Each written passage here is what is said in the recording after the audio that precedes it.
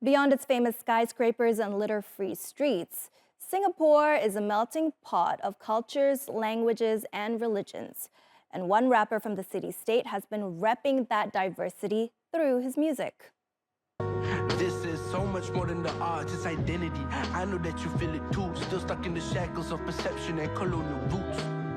I'm getting tired just talking about it. I'm getting tired just thinking about it. I'm getting tired, see I do this for my people. But everybody tired. They ask why don't Singaporeans listen to local music? Cause everybody's working and going through it.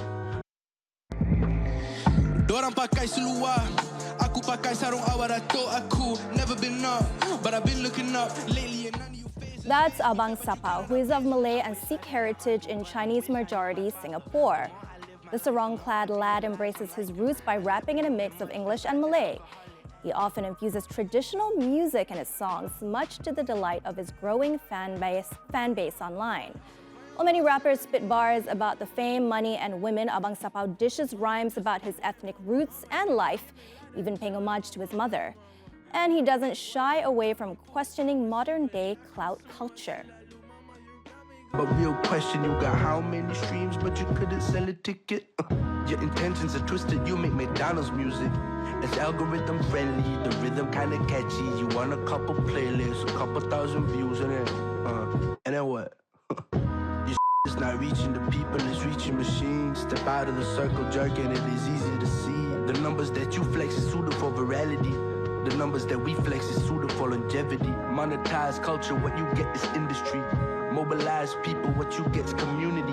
I don't believe in the concept of real art. All art is real, but not all art make you feel, you know? ABANGSAPAU joins us now from Singapore. So, aside from calling out the clout chasers online, now that's people who are desperate for followers and likes, what message are you trying to get across with your lyrics? I think essentially, like, I don't have a problem with people who are chasing followers or likes or anything, you know.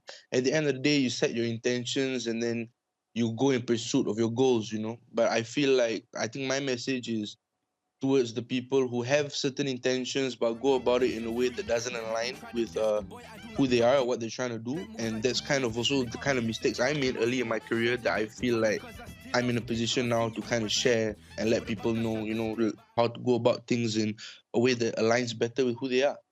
So, you describe washing dishes in some of your song lyrics. Just earlier last year, that's where you were, and you're signed by Def Jam. Now, tell us how you got your start.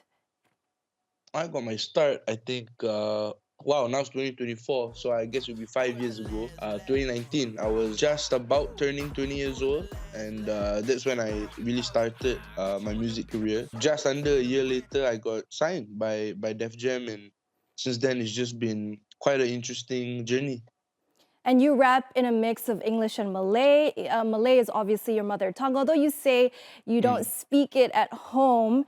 What was behind the decision to rap in Malay as well? I speak Malay with like my elders, you know, friends in school here and there. So it is a big part of like my culture growing up. I wasn't raised strongly with my Punjabi side, my Sikh side. So it was more towards my mother's side, who's more predominantly Malay, and it's a very big part of my culture, and I'm proud of it.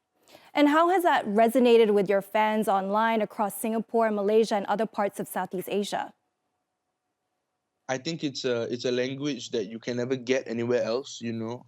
There are many languages that are spoken across the world by many people, but I think the Malay language is something that is quite specific to this region, and it's very hard to get this kind of music anywhere else. So, you know, I think they appreciate the uniqueness, and even for other artists that I listen to who rap or sing in Malay, you know, there's a certain uniqueness and flavor in that language that you just can't get anywhere else.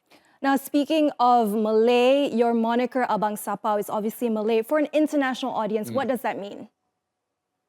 It just means macho man. You know, when I was younger, I was always the big kid growing up, and instead of calling me the fat kid, they called me the macho kid. You know, so my nickname was ABANGSAPAU, and then it became my Instagram username. And then when it came time to choose an artist name, I just went with my Instagram username.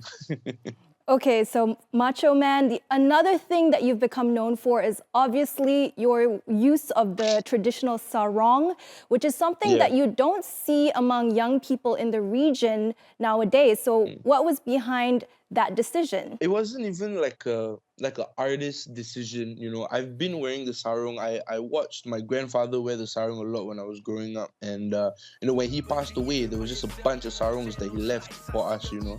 So I ended up wearing a lot of it. I went to school wearing it before I started music. My mom would scold me and stuff like that. But yeah, I went to public transport wearing it, and then when it came time to be an artist, at first I was trying to dress like your stereotypical rapper, but I realized that didn't resonate so much. So I just went back to how I like to dress, and people liked it. I liked it, so I just went with it. And till now, I've just been having a good time. It's very airy. The weather in Singapore is hot, so it's great. What can we expect from ABANGSAPAU in 2024? Definitely an album that I'm working on. It'll be my first album, and I'm quite looking forward to releasing that this year. All right, thank you, ABANGSAPAU, for coming on Newsfeed today, and we can't wait to see what you have in store for 2024. Thank you for having me. Thank you.